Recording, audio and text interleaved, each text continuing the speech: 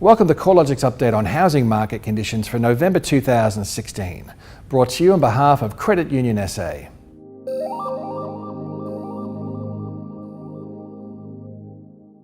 This month, we're covering off from the performance of the housing market through to the end of October 2016.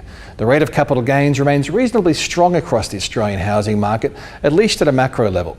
Based on the October results from CoreLogic's Hedonic Home Value Index, dwelling values moved 0.5% higher over the month to be 2.7% higher over the quarter and 7.5% higher over the past 12 months.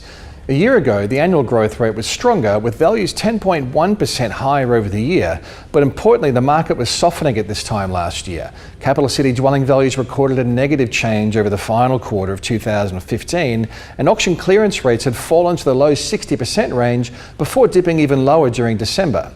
This softness has well and truly dissipated on the back of lower mortgage rates, tight stock levels and a rebound in investment activity. In the current market, clearance rates are still above 75% across the combined capitals, while auction results in Sydney have consistently been above 80% throughout spring. CoreLogic's estimate of settled sales has shown a recent improvement after trending lower over the past year. Additionally, investment activity has been steadily rising since the latest cycle of interest rate cuts, with the value of investment-related housing finance commitments up 10% between May and August this year. Additionally, stock levels generally remain low despite the recent seasonal rise in listing numbers. Newly advertised properties are tracking 3.6% lower than at the same time last year across the combined capitals. With stock levels remaining short, particularly in the hottest markets, there's also been a recent improvement in selling metrics. The average selling time has dropped from 50 days to 39 days in September, and discounting rates have also fallen to the lowest level since March 2015. Low mortgage rates are likely to be one of the primary drivers of the strong housing market conditions. The discounted average standard variable mortgage rate is tracking at 4.5%, and the 3-year fixed mortgage rate is averaging an even lower 4%. The cost of housing debt hasn't been this low since the early 1960s. While the headline figures remain supportive of further capital gains, not all housing markets are seeing positive conditions.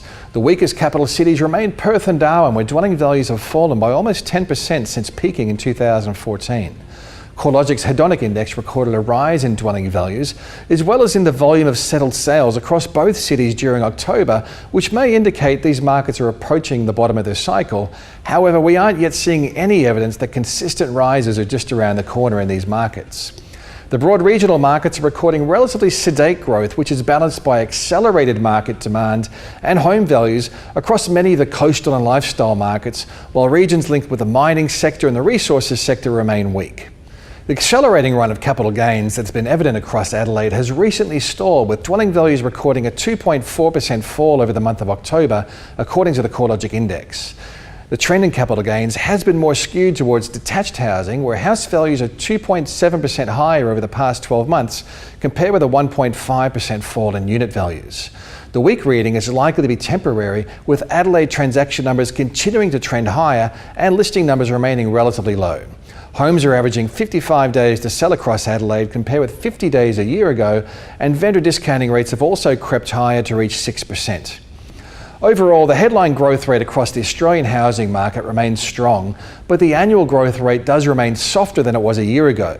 With the pace of value growth accelerating over the second half of 2016, it may be the case that the annual rate of growth starts to track higher than last year's measure over the coming months. While a higher rate of capital gains has been good news for many homeowners, many prospective buyers are now stretched for affordability.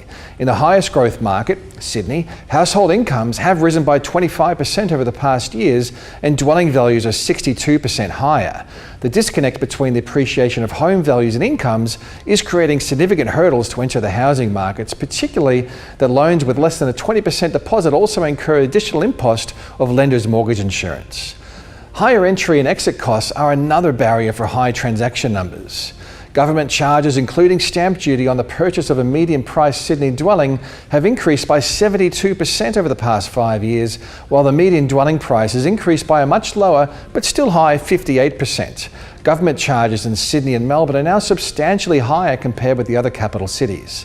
Additionally, there's a growing imbalance between rents and dwelling values, which is once again more pronounced in Sydney and Melbourne, where rental yields are pushing new record lows due to the rapid appreciation in dwelling values, while rents remain relatively flat. Higher yielding capital cities such as Hobart, Canberra, Brisbane and Adelaide, where the typical gross rental yield on a house is at least 4%, may start to become more attractive to investors because of the healthier yield and also the earlier state in the housing market cycle. Another pain point of the marketplace can clearly be seen in the significant supply of apartments that have been approved and are now under construction. While there are no real concerns around detached housing supply, the number of units under construction within high-rise towers has surged to unprecedented highs. Such high levels of apartment development have caused lenders to tighten their risk assessments across key inner-city apartment markets. While there are a growing number of factors that indicate the housing market is likely approaching a peak, it does appear that low mortgage rates are likely to keep a floor under housing demand.